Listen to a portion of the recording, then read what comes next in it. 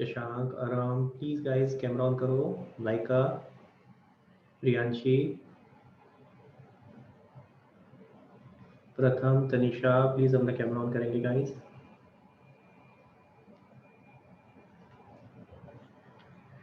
Shashank, can you hear me? Shashank, Kashish, हाँ बेटा please camera on करो। Very good. आरव, कशिश,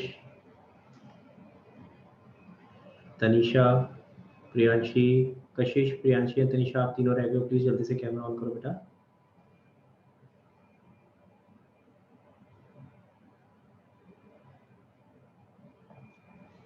हाँ जी, चलो तो शुरू करते हैं आज की class. Sorry guys, first of all मैं लेट हो गया आज जरा क्लास शुरू करने में। हाँ जी गाइस, आप लोगों को स्क्रीन शेयर्ड है? एक बार मुझे थम्स अप करके बताओ, you can see the screen. Okay, so guys last class में हमने जर्नल सीखा था कि जर्नल कैसे बनाते हैं, and this was the format. ठीक है, तो मैंने आप लोगों को लास्ट क्लास में जर्नल शुरुआत करा दी थी कि जर्नल कैसे बनाते हैं, उसका रूल बता दिया था। मैं एक बार चाहूंगा कि कोई मेरे साथ आज डिस्कशन में पार्टिसिपेट करे। कौन करना चाहेगा आज? के पुराने लोग दिख रहे हैं मुझे, निशा, स्निग्धा। मैं चाहता हूँ कुछ नया, कोई नया जना मेरे साथ डिस्कशन में आए। कौन कौन भाई जिसने अभी तक पार्टिसिपेट नहीं किया है, ट्राई करो यार। ईशा को भी मैं कर चुका हूँ, साथ में प्रियांशी। चलो प्रियांशी के साथ करते हैं। प्रियांशी ऐसे करा हुआ मैंने एक बार, तो चलो कोई बात नहीं, प्रियांशी के साथ दोबारा करते हैं। प्रियांशी, अनम्यूट करो आपको। हाँ भी प्रियांशी, हाँ प्रियांशी बेटा अनम्यूट कर दिया मैंने अपनी तरफ से। हाँ जी, ओके। सो मैंने कल बेटा आपको फॉर्मूला सिखाया था जर्नल एंट्री बनाने का। क्या रूल था बेटा? एसेट एंड एक्सपेंस जब बढ़ता है एंड कम होता है तो क्रेडिट होता है, हाँ and LRC liability revenue and हाँ, हैं तो वो क्रेडिट होते हैं, और कम होते तो वो डेबिट होते हैं। बहुत बढ़िया। मेरे को दोनों चीज़ अच्छी लगी कि तूने बिल्कुल उसी तरीके से याद किया जैसे मैं बच्चों को कोशिश करता हूँ याद करवाने की। AELRC मैंने बताया था पहले, मैं पिछले क्लास तक LRC की जगह LIC बोलता था जस्ट याद कराने के लिए। बट फिर कुछ टेक्निकली बच्चे कंफ्यूज हो जाते थे कि सर रेवेन्यू को आप इनकम क्यों बुला रहे हो? आपने पिछली क्लास में टर्म्स में तो सिखाया था रेवेन्यू और इनकम में थोड़ा सा फर्क होता है। रेवेन्यू से एक्सपेंस माइनस करके इनकम आती है। तो और हमने मेजर हेडिंग्स में सीखी है कि रेवेन्यू होती है, तो फिर इसीलिए मैंने कहा अननेसेसरी कंफ्यूजन नहीं रखेंगे, इसलिए मैंने LRC ही रहने दिया इस बार। ठीक है, तो हमारा रूल क्या हो गया? AELRC। ठीक है, क्या हो गया बेटा? AELRC। ठीक है, सब लोग अपने आप रिपीट करो अपने यहाँ पे। AELRC, कम से कम उसको 4 बार जल्दी जल्दी बोलो, 4-5 बार। AELRC, AELRC, AELRC। ठीक है, इस तरीके से रिपीट करो। अगर आप ये इस तरह से जल्दी जल्दी रिपीट करते हो तो याद हो जाता है। ठीक है, very good Anurag, I can see you are repeating this, very good. हाँ जी, तो बहुत बढ़िया। इस तरीके से अगर आप करोगे तो याद हो जाएगी ये चीज। ठीक है, तो AELRC जैसे भी आपने याद किया, प्रियांशी का फायदा देखो क्या हुआ ये याद करने का। अब उसको याद नहीं आ रहा था नीचे कौन कौन सी आइटम बची, LRC, उसने सोचा LRC में क्या आता है, जल्दी से याद आया। ठीक है, और ऊपर वाला रूल याद कर लिया उसने, नीचे वाला उसका अपोजिट है। ठीक है, चलो बहुत बढ़िया। तो आपने ये रूल याद कर लिया, बहुत अच्छा बेटा। अब हम जरा इसको इम्प्लीमेंट करना शुरू करेंगे। ठीक है, तो ये आपके सामने मैंने आपको ये ऑलरेडी ये जो नोट्स हैं वो दे रखे हैं, तो हम इन्हीं से प्रैक्टिस करेंगे और उसके बाद फिर मैं होमवर्क आपको दूंगा जो आपका TS ग्रेड वाले से होगा। ठीक है, बट पहले अभी यहाँ से जरा समझते हैं। ओके, सो मैंने मैक्सिमम जितनी भी एंट्रीज आपके पास हो सकती हैं, बुक में आ सकती हैं, उनको यहाँ पे कवर करने की कोशिश करिए। जैसे अकाउंटिंग इक्वेशन में भी हमने मैक्सिमम सिचुएशंस कवर कर ली थी, सेम चीज हमने यहाँ कोशिश करी। अगर ये आ जाएगा तो फिर बुक में आप सारे क्वेश्चंस कर पाओगे। हाँ प्रियांशी, तो पहला करते हैं। तो लेट्स टेक एन एग्जांपल के ये मैंने 3 सिचुएशन बना रखी है पहले ही क्वेश्चन में। तो पहला क्वेश्चन क्या है? स्टार्टेड बिजनेस विद, पहला है कैश ₹10 लाख। ठीक है, तो started business with cash ₹10 lakh. तो जरा मुझे बताते जाओ, और गाइस साथ साथ नोट कर लेना यहाँ पे क्योंकि मैं रब करता जाऊंगा यहाँ से। ठीक है, तो पहले केस में जो फर्स्ट सिनेरियो है, पहले सिचुएशन का जो फर्स्ट सिनेरियो है वो क्या है कि started business with cash ₹10 lakh. तो बताओ बेटा कौन से 2 अकाउंट्स अफेक्ट हो रहे हैं? Sir cash and capital. Very good, cash and capital. हाँ जी, अब बताओ कि आगे कैश क्या है, कैपिटल क्या है? सर कैश एसेट है एंड कैपिटल कैपिटल है। कैपिटल कैपिटल है। और क्या बढ़ रहा है क्या कम हो रहा है बताओ? सर कैश और एसेट सॉरी कैश और कैपिटल दोनों ही बढ़ रहे हैं। दोनों ही बढ़ रहे हैं। अब रूल लगाते हैं, एसेट बढ़ता है तो डेबिट।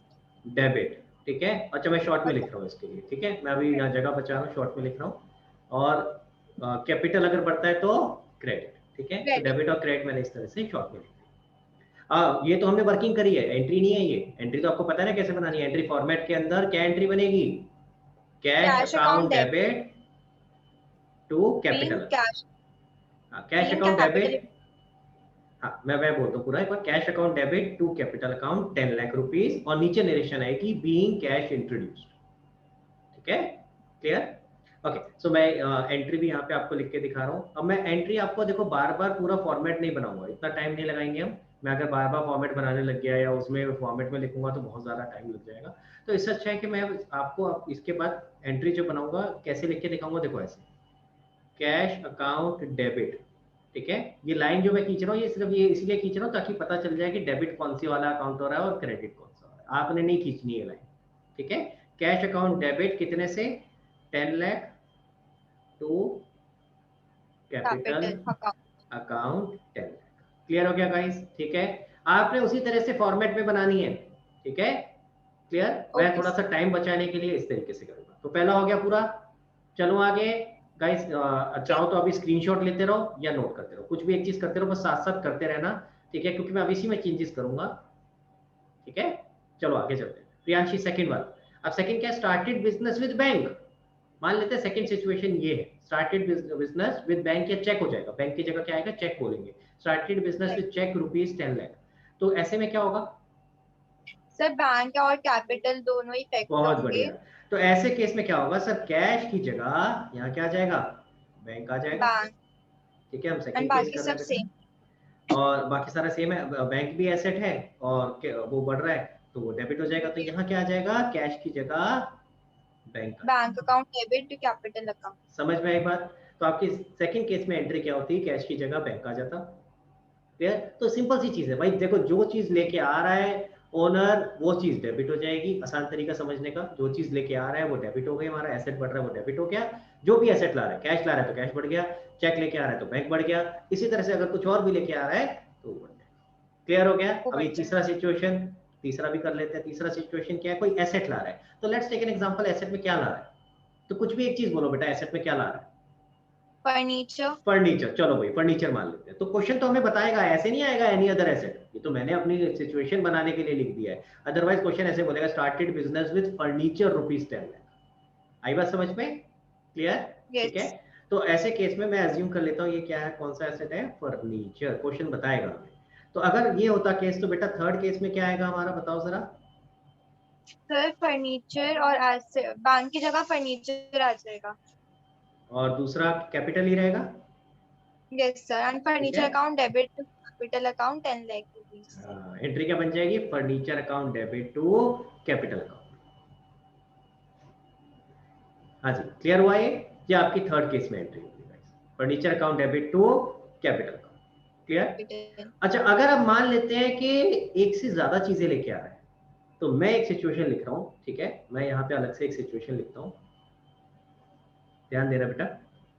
मान लेते हैं सिचुएशन है, Ram started business with cash rupees 4 lakh, comma cheque rupees 3 lakh, comma या एंड स्कूटर रुपीज 1 लाख, ठीक है। Ram started business with cash rupees 4 lakh, cheque rupees 3 lakh and scooter rupees 1 lakh. Guys अपनी अपनी कॉपी में ट्राई करो आप लोग, देखते हैं कौन बता पाएगा मेरे को। प्रियांशी को सबसे पहला मौका मिलेगा, बाकी आप लोग ट्राई करो जल्दी से, सब लोग करो। प्रियांशी आप भी करो बेटा ट्राई। अगर ये सिचुएशन होती, अब की बार तीनों चीज लेके आया वो। पहले तो सिचुएशन में मैं एक एक चीज लेके चल रहा था कि या तो कैश लाया या चेक लाया या कोई ऐसे, आपके तीनों लाया। तो ऐसे में क्या होगा जरा ट्राई करके देखो।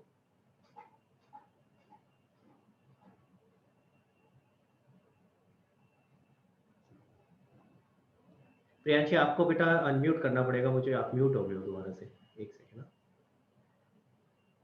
यस सर हाँ वो प्रियांशी। म्यूट हो गया था। सर मे बी केस में हम लोग कैश अकाउंट को भी डेबिट करेंगे, बैंक अकाउंट को भी डेबिट करेंगे एंड स्कूटर अकाउंट को भी डेबिट क्या करके टू एंट्री बनेगी तेरे कैपिटल हिसाब में। से? एंट्री बता।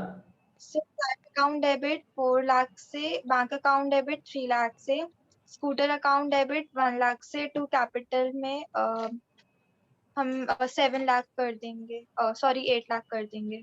ओके, सो प्रियांशी कह रही है सर एंट्री बनेगी cash account debit 4 lakh, bank account debit 3 lakh, scooter scooter बोला, क्या बोला था?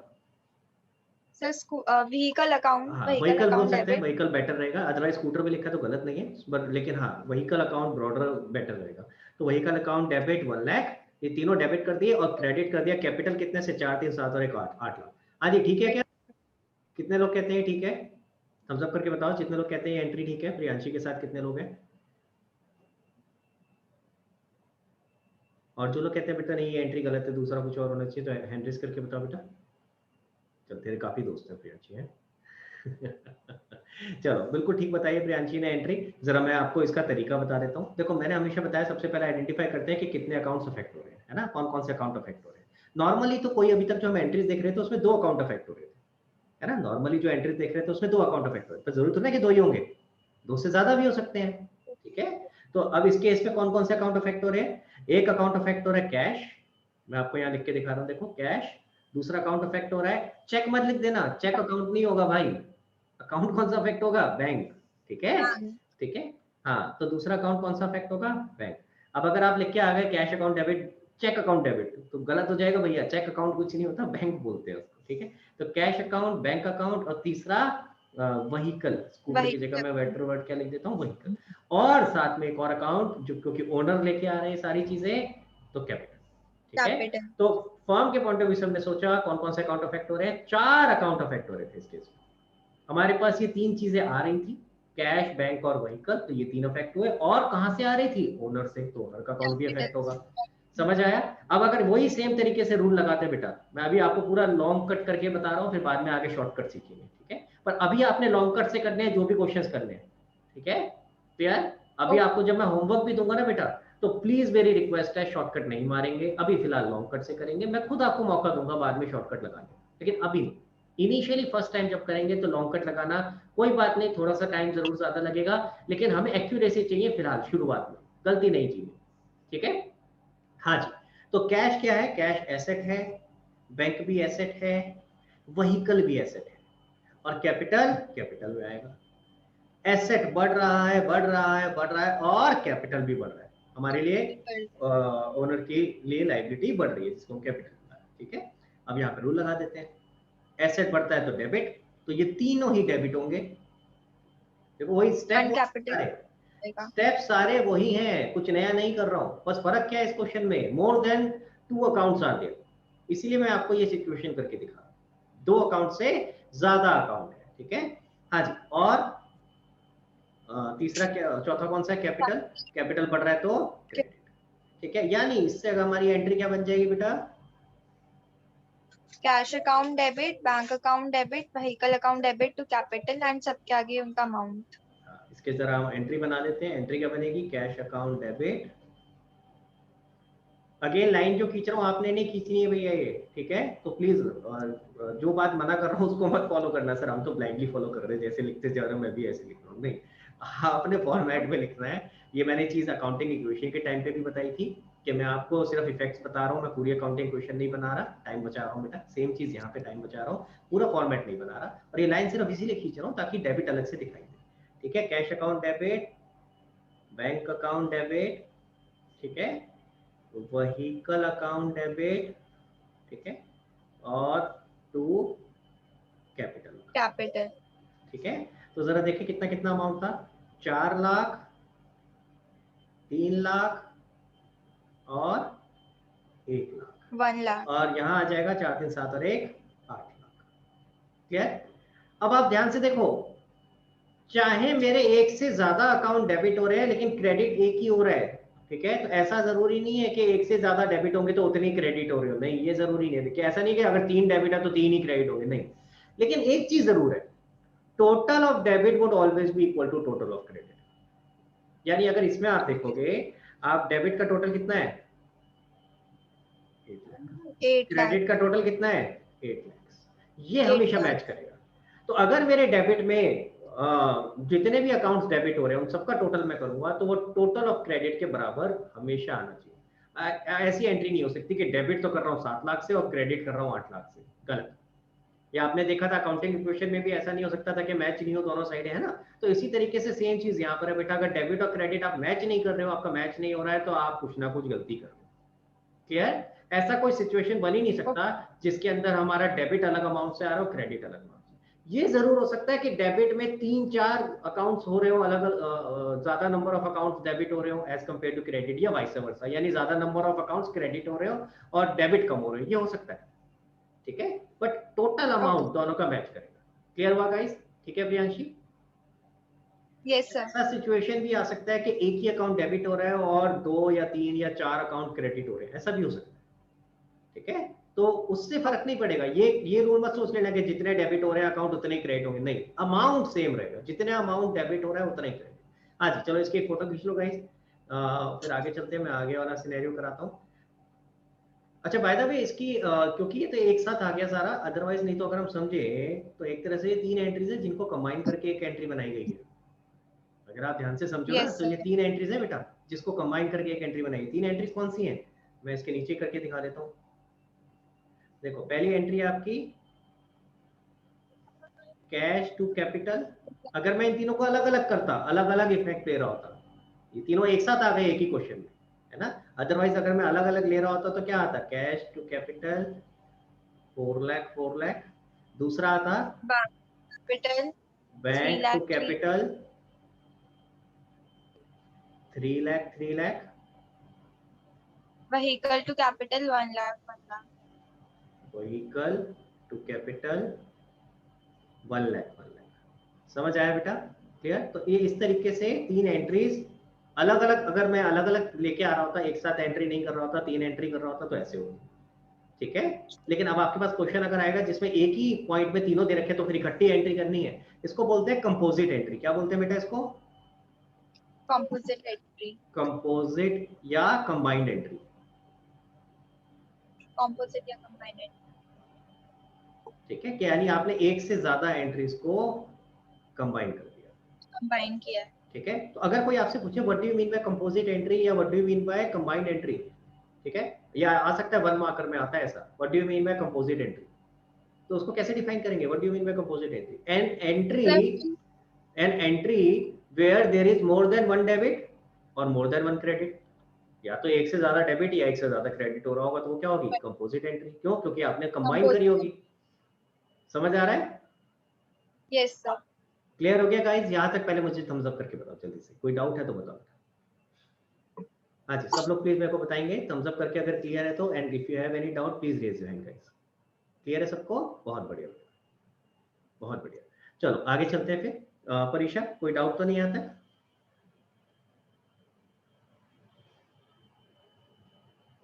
ओके, सो मैंने शुरुआत वाला आपको करके बता दिया, अभी इसको जरा रफ कर देता हूं मैं, ठीक है, क्योंकि मुझे आगे की भी करके दिखाने हैं आपको।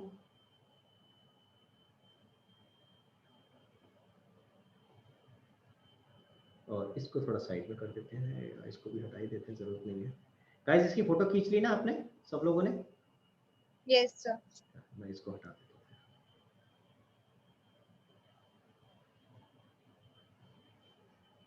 हाँ जी, चलो आगे आ जाते हैं। तो पहला हो गया मेरा, मैं टिक करता चलूंगा यहाँ पे, पहला हो गया। और मैंने इसमें दोनों सिनेरियो करके दिखा दिया, अगर अलग अलग कोई चीज ला रहा होता तो क्या एंट्री होती, और अगर तीनों चीजें एक साथ ला रहा हो तो क्या।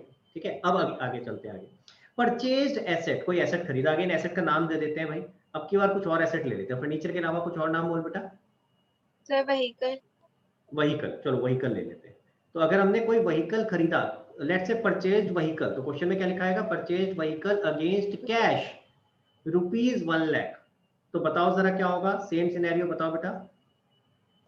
सर कौन एक कौन से तो दो अकाउंट व्हीकल अफेक्ट अकाउंट। होंगे? सर व्हीकल अकाउंट इफेक्ट होगा और कैश अकाउंट इफेक्ट होगा। व्हीकल और कैश। हाँ जी, आगे बताओ। व्हीकल एसेट होगा और कैश भी एसेट ही होगा। बहुत ही बढ़िया, आगे। सर इसमें व्हीकल बढ़ेगा एंड कैश कम होगा, बहुत तो बढ़िया, वो व्हीकल डेबिट हो जाएगा और कैश क्रेडिट हो जाएगा। बहुत बढ़िया। तो एंट्री क्या बन गई? Vehicle vehicle account account debit debit to cash by account 1 lakh rupees. 1 lakh जितने का भी खरीदा है जो क्वेश्चन में दिया, ठीक है, 1 लाख का एग्जांपल था तो 1 लाख। समझ आया सबको गाइस? क्लियर हो रहा है किस तरीके से बना रहे हैं? कहीं भी किसी को डाउट आ रहा तो प्लीज रेज योर हैंड, मैं अपने आप आ जाऊंगा आपके पास, बट हाँ you have to tell me. अच्छा, इसी में ये पहला सिचुएशन था, सेकंड का फर्स्ट वाला सिचुएशन था। अब इसी में सेकंड सिचुएशन में देखो, अगर कैश की जगह चेक से पेमेंट करी होती तो क्या होता बेटा? कैश की जगह बैंक इफेक्ट होता। वेरी गुड, बहुत ही बढ़िया बेटा। तो यहाँ कैश की जगह क्या आ जाता? बैंक। और बैंक भी एक बैंक एसेट है तो रूल सारा सेम रह जाता। And vehicle account debit to bank account हो जाता 1 लाख रुपीज से। बहुत बढ़िया, क्योंकि आपका बाकी सारा तो सेम ही है, बैंक के ऊपर भी वही रूल लगेगा, बैंक भी एसेट है और एसेट कम हो रहा है तो सेम रूल हो गया। तो कैश की जगह बस क्या आ गया? बैंक का। समझ आ रही है गाइस? बैंक। अगर फास्ट लग रहा हो तो मुझे बता देना, मैं थोड़ा और स्लो करके बता दूंगा, लिख के एक एक करके दिखा दूंगा, ठीक है। बट क्योंकि ये सिमिलर चीजें हैं इसलिए मैं थोड़ा सा कोशिश कर रहा हूँ तेज चलने की, ठीक है बेटा। अगर किसी को भी फास्ट लग रहा ओके हो तो प्लीज बता देना। हाँ जी, ये सेकंड हो गया गाइस। प्लीज इसका स्क्रीनशॉट या नोट करते रहो साथ साथ। स्क्रीनशॉट ले सकते हो तो स्क्रीनशॉट लेते रहो, बाद में नोट कर लेना आराम से, जल्दबाजी नहीं रहेगी, ठीक है। हाँ जी, थर्ड केस करें। ओके। थर्ड केस क्या है बेटा? अगर आपने उधार पे खरीदा यस सर। तो क्या होगा बेटा? सो कौन से दो अकाउंट अफेक्ट होंगे? सर व्हीकल अकाउंट इफेक्ट हो गई एंड अगर क्रेडिट पे लिया है तो क्रेडिटर और उसका फिर नेम लिख सकते हैं राम। ओके, सो अब मैं एक चीज बताता हूँ। यहाँ पे मैंने आपको बताया था कि और कुछ बुलाते हैं क्रेडिटर की जगह। अगर क्रेडिटर हम नॉर्मली किसके लिए यूज करते हैं? जो हम गुड्स उधार पे खरीदते हैं। तो मैंने एक नाम और बताया था कि अगर हम एसेट उधार पे खरीदते हैं तो उसको क्या बुलाते हैं? वेंडर। वेंडर। Very good. तो यानी हम यहाँ क्या लिख सकते हैं? वेंडर, ठीक है। तो क्लियर है वेंडर। बेटा? हाँ, अब अगर नाम दे रखा है तो हम नाम लिख देंगे, अगर नाम नहीं दिया होता तो वेंडर लिख देते। क्लियर है बेटा? समझ आ रहा है मेरी बात? तो अगर यहाँ पे सिर्फ लिखा होता परचेज एसेट ऑन क्रेडिट ₹1,00,000, नाम नहीं दिया होता तो फिर हम वेंडर लिख देते। लेकिन अब क्योंकि नाम दे रखा है तो हम नाम लिख देते हैं यहाँ पे इसका। तो क्या नाम है भाई? सर राम आ जाएगा बैंक की जगह और राम। वो लायबिलिटी हो जाएगी। हाँ रुको रुको, अब मैं इसको चेंज कर देता हूँ। राम एसेट नहीं है, राम क्या है पहली बात तो? वेंडर। Vendor, liability. वेंडर हमारे लिए क्या है? लायबिलिटी। ठीक है, मैं यहाँ वेंडर लिख देता हूँ। ब्रैकेट में मैंने वेंडर लिख दिया समझने के लिए, क्योंकि राम से तो समझ में आएगा नहीं मुझे कि राम एग्जैक्टली है क्या, है ना। तो मैंने ब्रैकेट में अपने लिए वेंडर लिख दिया। और अब ये चेंज हो जाएगा, इसको हटा देते हैं जरा, ठीक है। हाँ जी, देखिए जरा। तो अब की बार राम क्या है? लायबिलिटी। लायबिलिटी। लायबिलिटी बढ़ रही है कम हो रही है बेटा? सर बढ़ रही है। बढ़ रही है। आपने उधार पे कुछ खरीदा है तो लायबिलिटी बढ़ जाएगी ना, फ्यूचर में हमें उसको और पैसे देने हैं तो ये क्या आ जाएगा? क्रेडिट होता है। क्रेडिट हो जाएगा। तो रूल देखो अभी भी वैसे ही फुलफिल हो रहा है। और उसके बाद यहाँ पे 2 में क्या आ जाएगा? राम। अच्छा राम। गाइस, अब एक चीज ध्यान रखना, जब आप किसी पर्सन का नाम लिख रहे होगे ना तो उसके साथ में ये अकाउंट मत लिखना, ठीक है। ये एक हम फॉलो करते हैं ट्रेडिशन, कि अगर किसी पर्सन का नाम लिख रहे होते हैं तो उसके साथ में अकाउंट वर्ड नहीं लिखते। सब जगह अकाउंट आ रहा होगा, building account, vehicle account, cash account, bank account, सब जगह आ रहा होगा। बस जहाँ पे आप राम श्याम इस तरह के नाम लिख रहे होगे ना तो उनके साथ में ये अकाउंट वर्ड मत लिखना। और क्लियर है सर अगर गाइस? कोई हाँ बेटा। नेम है उसके साथ अकाउंट आएगा। जैसे टाटा लिमिटेड हो गया, राइट? Yes sir. हाँ, तो उसके साथ भी अवॉइड करना बेटा। तो जहां भी नाम आ रहा होगा ना तो नाम के साथ हम अवॉइड करेंगे, हम अकाउंट वर्ड नहीं लिखेंगे। अगेन ये चीज मैं जो बता रहा हूँ चेक कर लेना, आपकी टीचर अगर कह रही है नहीं नहीं लिख दो कोई फर्क नहीं पड़ता तो लिख देना भाई, ठीक है। इतनी बड़ी चीज नहीं है। लेकिन नॉर्मली ये ट्रेडिशन फॉलो होता है कि हम नाम के साथ में अकाउंट वर्ड नहीं लिखते हैं, ठीक है। क्लियर ओके हो गया सर। गाइस? तो आपको सब जगह अकाउंट वर्ड लिखना है, जितने भी आप नाम लिखोगे, जितने भी चीजें आप लिखोगे, व्हीकल, कैश, बैंक, कैपिटल, सब जगह लिखना है। लेकिन सिर्फ जहां नाम होगा वहां पे नहीं, ठीक है। बाकी रूल सारा सेम। चले आगे। तो आपका सेकंड भी हो गया बेटा, यस। Purchased asset. अब थर्ड करते हैं परचेज्ड गुड्स, ठीक है। अब बताओ बेटा इस वाले में क्या होगा, मैं इसको रब करता हूँ जरा। पहले परचेज्ड गुड्स पहले कैश में ले लेते हैं कि हमने कैश में गुड्स खरीदे। Yes sir. So sir goods का अकाउंट इफेक्ट होगा गुड्स का अकाउंट तो मैं यानी गुड्स लिखूं। स्टॉक। अब यहाँ स्टॉक। पे जहाँ नई चीज आएगी ये नई चीज सीखनी है आपको, इसीलिए मैं अभी होमवर्क नहीं दे सकता था आपको। अब पहले आपको थोड़ी सी कुछ नई चीज सीखनी है, वो सिखाता हूँ। ध्यान देंगे गाइस, सब लोग प्लीज देखेंगे।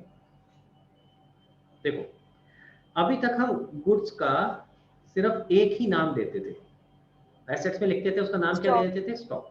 लेकिन अब जब आप जर्नल स्टॉक। में रिकॉर्ड करोगे, ठीक है, जर्नल में जब आप रिकॉर्ड करोगे तो हम इसको 3 नामों से बुलाएंगे, ठीक है, 3 अलग-अलग नामों से। ध्यान से देखेंगे बेटा, जब आप गुड्स परचेज करोगे, ठीक है, खरीदोगे, तो हम इसका नाम देंगे परचेजेज अकाउंट, ठीक है, क्लियर। जब आप इसको ओके। बेचोगे, जब आप सेल करोगे, तो हम इसका नाम देंगे सेल्स अकाउंट, सेल्स अकाउंट। ठीक है। और जब साल के एंड में हम चेक करेंगे कि हमारे पास कितने गुड्स बच गए हैं, ठीक है, तो हम उसको बुलाएंगे स्टॉक, ठीक है। Okay sir. तो उसको हम बुलाएंगे यहाँ पे क्लोजिंग स्टॉक अकाउंट, ठीक है। ये क्या हो गया, स्टॉक का मतलब goods remaining at year end, साल के एंड पे, हमारा साल के एंड पे क्लोज होंगी ना बुक्स, तो उस समय कितने हमारे पास गुड्स बच गए हैं उसको हम बुलाएंगे क्लोजिंग स्टॉक के नाम से, ठीक है। तो अब तक तो हम, अब देखो मैं थोड़ा सा फर्क बता रहा हूँ, क्या क्या फर्क है। अभी तक आप जो अकाउंटिंग इक्वेशन कर रहे थे उसमें और इसमें क्या फर्क है भाई। पहला फर्क तो ऑब्वियसली प्रेजेंटेशन का फर्क है, वहाँ प्लस माइनस करके दिखाते थे, यहाँ डेबिट क्रेडिट करके दिखा रहे हो। हाँ, रूल सिमिलर सा है कि अगर क्या चीज बढ़, कौन से 2 अकाउंट्स इफेक्ट हो रहे हैं हम वो देखते हैं, और उसमें क्या बढ़ रहा है क्या कम हो रहा है उसके हिसाब से रूल लगा देते हैं, ये चीज कॉमन है, लगा। ठीक है, यहाँ तक। अब और क्या फर्क है, तो एक तो प्रेजेंटेशन में फर्क है, दूसरा फर्क क्या है, ये फर्क आ गया। वहां पे आप गुड्स को स्टॉक के नाम से सिर्फ जानते थे, सिर्फ एक ही नाम आता था, स्टॉक हम लिखते थे क्योंकि हम एसेट्स में लिख रहे होते थे। लेकिन जर्नल में हर चीज को हमें डिटेल में रिकॉर्ड करना है। हम यहाँ पे गुड्स को 3 नामों से बुलाएंगे। जब हम गुड्स को खरीदेंगे, जब हम गुड्स को खरीदेंगे तो परचेजेस के नाम से बुलाएंगे, परचेजेस अकाउंट। जब हम गुड्स को बेचेंगे तो सेल्स अकाउंट के नाम से बुलाएंगे, तो उसको अलग अकाउंट में रिकॉर्ड करेंगे। और साल के एंड में जितने गुड्स बच जाएंगे उसको क्लोजिंग स्टॉक के नाम से। क्लोज। समझ आया? तो अब ये याद रखना बेटा। अच्छा एक बात और, ये जितनी बात बता रहा हूं ये किसके लिए बता रहा हूं, ये 3 नाम किसके लिए है बेटा, गुड्स के लिए। गुड्स के लिए, ठीक है। तो ऐसे मत करना मैंने एसेट खरीदा, क्या नाम दे दिया उसको, परचेजेस। अरे नहीं भाई, ये किसके लिए है, सिर्फ गुड्स के लिए। तो गुड्स अगर मैं के लिए। फर्नीचर खरीद रहा हूं तो उसको फर्नीचर के नाम से ही बुलाऊंगा। अगर मैं व्हीकल खरीद रहा हूं तो व्हीकल के नाम से ही बुलाऊंगा। अभी करके दिखाया ना मैंने व्हीकल का एग्जांपल लेके। तो कोई भी और एसेट खरीद रहा हूं गुड्स के अलावा तो उसको तो उसके नाम से ही बुलाएंगे। ये बात ध्यान रखना बेटा, इंपॉर्टेंट चीजें बता रहा हूं आपको, ये सबसे कॉमन मिस्टेक है। जैसे ही मैं बोलता हूं कि अगर हम परचेज कर रहे हैं तो परचेजेस लिखेंगे, सेल कर रहे हैं तो सेल्स लिखेंगे, तो बच्चे क्या करते हैं, क्वेश्चन में आता है परचेज फर्नीचर ₹1 लाख, लिख के आ जाते हैं परचेजेस अकाउंट। अरे मैंने क्या बोला, परचेज एसेट। किसके लिए यूज करेंगे, गुड्स के लिए, ठीक है। अगर कोई एसेट खरीद रहे हो तो फिर एसेट का ही नाम आएगा। क्लियर हुआ गाइस, समझ में आए वाली बात, ठीक है। तो यानी कि ये 3 नाम आप गुड्स के लिए यूज करोगे। अच्छा इनका नेचर भी समझ लेते हैं। जो परचेज अकाउंट है उसको हम किस नेचर में फॉल करेगा, वो एक्सपेंस, वो हमारे लिए खर्चा है, ठीक है। जो आपका सेल्स है, आपने जब माल बेचा तो वो क्या है आपके लिए, आपको पैसे मिलेंगे, वो रेवेन्यू है, ठीक है। और साल के एंड में जो बच जाएगा वो हमारे लिए एसेट है। क्लियर हो गया गाइस, ठीक है। तो मैंने आपको साथ में नेचर भी बता दिया ताकि जब आप इसका रूल लगाओ तो आपको पता होना चाहिए कि ये अकाउंट किस नेचर में फॉल करता है, उसी हिसाब से रूल लगाओगे, ठीक है। भाई आपने माल खरीदा तो हम ये मान के चलते हैं हमने एक खर्चा कर दिया, ठीक है। और जब आप बेचोगे तब आपकी ये इनकम हो गई, और साल के एंड में जितना बच गया वो आपके लिए एसेट हो गया, वो आपके आने वाले सालों में काम है। आ रही है बात समझ में, क्लियर हो गया? हाँ जी, पहले यहाँ तक यस। जरा डाउट ले लेते हैं। ईशा ने हैंड रेज किया हुआ, तो जरा पहले ईशा का आई थिंक पुराना कुछ डाउट है। हाँ ईशा बताओ, फिर मैं ये एंट्री करके दिखाता हूँ। Sir, it is very difficult to understand this topic like without knowing the meaning of debit and credit. Okay देखो यार मैं ना थोड़ा सा सस्पेंस भी रखना चाह रहा हूँ, मैं अभी बता दूंगा तो मजा खराब हो जाएगा। कैसे करें कैसे करें, थोड़ा पेशेंस रखना पड़ेगा ईशा। देख इसमें समझना कुछ नहीं है, सिर्फ ये मान के चल के डेबिट और क्रेडिट 2 इफेक्ट्स है, ठीक है। मुझे कुछ डेबिट करना है, कुछ क्रेडिट करना है। डेबिट क्रेडिट लिखना तो समझ में आ गया ना, दोनों में फर्क दिख रहा है। डेबिट करते हैं अलग तरीके से लिखते हैं, क्रेडिट करते हैं अलग तरीके से लिखते हैं, ये तो समझ आ Yes, गया। sir. हाँ ठीक है, अभी हम वो लिख रहे हैं, उसका इम्प्लीकेशन क्या आएगा वो आगे जाके समझाऊंगा, और तभी मजा आएगा समझने में कि डेबिट का एग्जैक्टली मतलब क्या है, क्रेडिट का मतलब क्या है, ठीक है। थोड़ा सा पेशेंस रख, अभी फिलहाल एंट्री बनाना सीखो कि एंट्री को कैसे बनाते हैं, ठीक है। डेबिट लिख रहे हैं हम, उसको डेबिट लिख रहे हैं, उसका फायदा क्या होगा आगे जाके वो मैं बताऊंगा। थोड़ा सा पेशेंस, ठीक है ईशा। Okay sir. चलो आगे चलते हैं। तो गाइस अब ये चीज आपने नोट कर ली, फोटो खींच ली भाई? हाँ जी। अब यस। जरा इसकी एंट्री बनाते हैं। बताओ बेटा, अब बताना सोच करके कि पहला केस है परचेज गुड्स फॉर कैश। तो सर परचेजेस अकाउंट इफेक्ट होगा, और अगर अगेंस्ट कैश है तो कैश अकाउंट इफेक्ट होगा। बहुत बढ़िया बेटा, बहुत ही बढ़िया। अब समझ आया? तो अब गुड्स के लिए अपने को ध्यान रखना है, अगर हम परचेज कर रहे हैं, परचेज करते हुए कौन सा अकाउंट अफेक्ट होगा? Purchases account. ठीक है, तो मैं गुड्स या स्टॉक नहीं लिखूंगा जैसे वहां लिखता था। तो यहाँ मेरे को ध्यान रखना है, जब मैं गुड्स परचेज कर रहा हूँ तो परचेजेस अकाउंट, जब मैं गुड्स बेच रहा हूँ तो सेल्स अकाउंट। ठीक है, हाँ जी। तो परचेजेस अकाउंट में अफेक्ट होगा और कैश होगा। परचेजेस अकाउंट कैटेगरी क्या है बेटा? अभी भी बताई थी मैंने, एक्सपेंस, ये हम खर्चा मानेंगे बेटा। और कैश क्या है?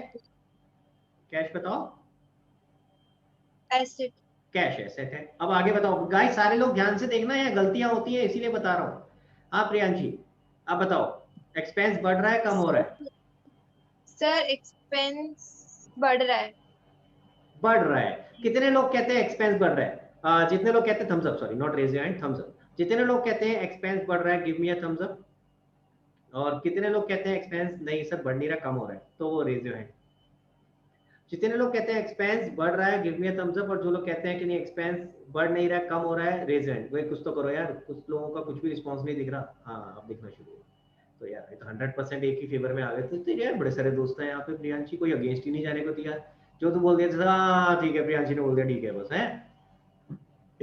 अच्छा मलाइका ने हैंड रेस किया, चलो कोई तो आया अगेंस्ट में। हाँ मलाइका, बेटा अपना कैमरा ऑन करना पड़ेगा प्लीज।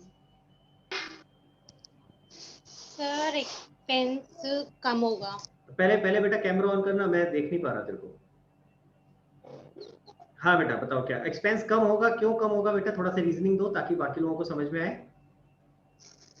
सर क्योंकि डेबिट और क्योंकि सर अगर ये कम होगा, क्योंकि सर एसेट कम हो रहा है तो सर मैं हमारा वो एसेट की बात नहीं क्रेडिट कर रहा हूँ, रहेगा। देखो सुनो सुनो सुनो सुनो, अब देखो फंस गई तू, वहीं फंस गई मलाइका, देख एसेट की बात नहीं कर रहा हूँ, एसेट तो अगला वाला है। एसेट तो अगला वाला है, वो तो कैश की बात होगी। ठीक है मलाइका म्यूट हो गया बेटा, दोबारा से अनम्यूट कर रहा हूँ। तो हम किसकी बात कर रहे हैं अभी? परचेजेस की, एक्सपेंस की। एक्सपेंस के बारे में बताओ कि वो बढ़ रहा है या कम हो रहा है, और अगर बढ़ रहा है तो क्यों बढ़ रहा है, कम हो रहा है तो क्यों कम हो रहा है?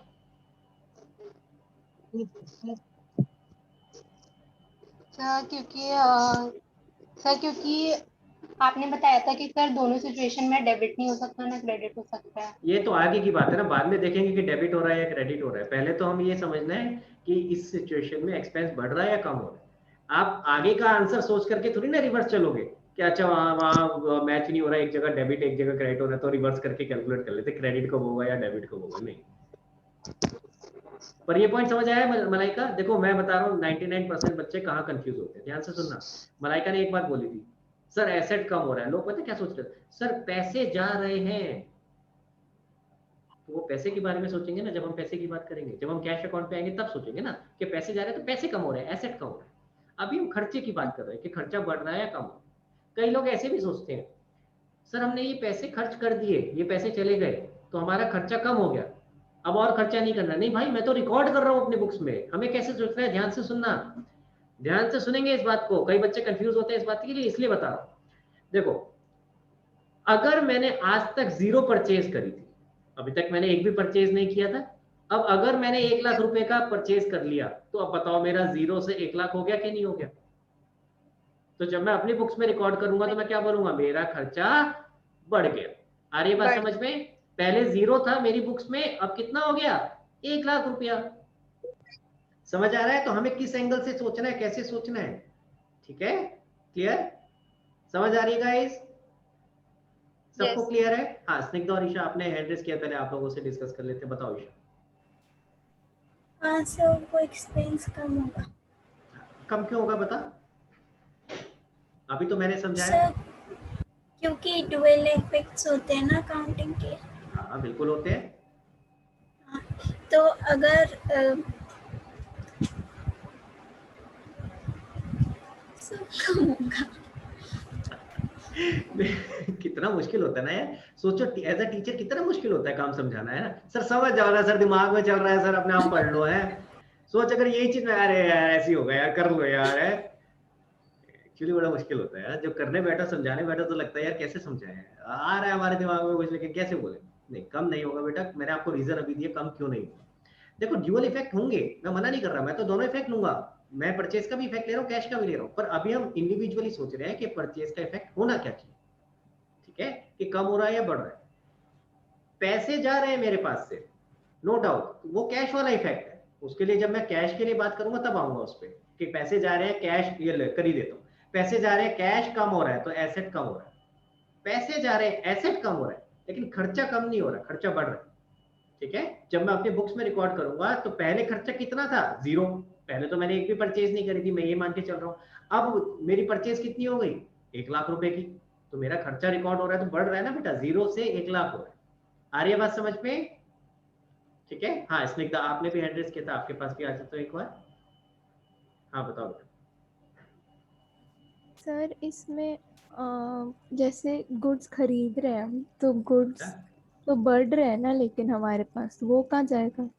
हाँ अब ये बात बहुत अच्छी बात कही स्निग्धा ने, सर गुड्स बढ़ रहे हैं तो वो कहाँ जाएंगे। तो गाइस पता है होता क्या है, ये एक बहुत अच्छा पॉइंट पूछा है और ये हर कोई ढंग से क्लियर भी नहीं कर पाता है, तो मैं कोशिश कर रहा हूँ आपको समझाने की इस स्टेज पे, क्योंकि आगे जाके तो आप समझ जाओगे जब आप आगे जाके और चीजें डिटेल में समझोगे, लेकिन लेट मी ट्राई।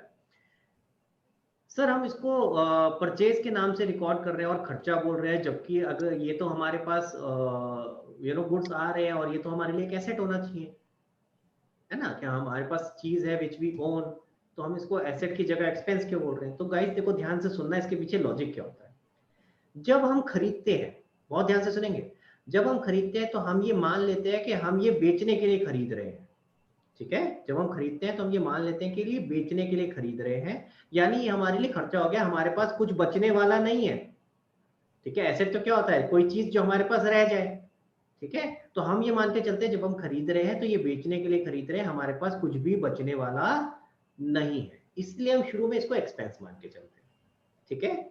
ये बात समझ आए स्निग्धा, हमने जब खरीदा Yes. तो एक्सपेंस मान के चला। मैंने कितना खरीदा इस केस में, 1 लाख रुपए का, ठीक है। तो हमने शुरू में एक्सपेंस में दिखा दिया परचेज अकाउंट।